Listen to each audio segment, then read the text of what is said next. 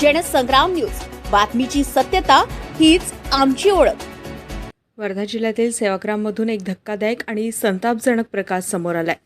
ज्या जागेवर पोलिसांसाठी घरे उभी राहायला हवी होती, त्याच सरकारी राखीव भूखंडावर सध्या सुरू आहे अवैध भंगार आणि रेतीचा साठा।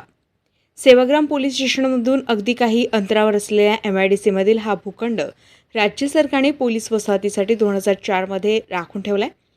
सेवाग्राम पोलीस वसाहतीकरिता 8079 चौरस मीटर असून भूखंड क्रमांक P27 राखीव ठेवलाय। पण या भूखंडावर 22 वर्षापासून बांधकामच झालं नाही आणि आता या जागेवर भंगार माफिया आणि रेती साठेबाजांनी बस्तान मांडलं। एकीकडे सेवाग्राम पोलीस स्टेशनमध्ये सध्या 50 पोलीस कर्मचारी सेवेत कार्यरत आहे, पण राहण्यासाठी स्वतःचं घर किंवा वसाहत नाही।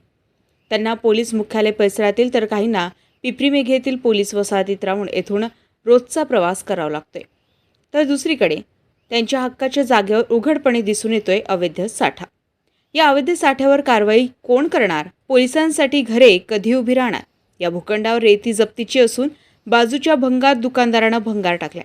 त्याला नोटीस दिल्याचे ठाणेदार नागेश चेतरकर यांनी सांगितले। विशेष म्हणजे जिल्ह्याचे पालकमंत्री पंकज भोयर यांच्याकडे गृह खाते आहे, मात्र तरीही या गंभीर प्रकाराकडे दुर्लक्ष का? ही केवळ निष्क्रियता आहे की कुणाच्या आशीर्वादाने सुरू आहे हा अवैध साठा? सध्या सेवाग्राममध्ये नागरिक आणि पोलिसांमध्ये तीव्र नाराजी आणि प्रशासनावर मोठे प्रश्नचिन्ह।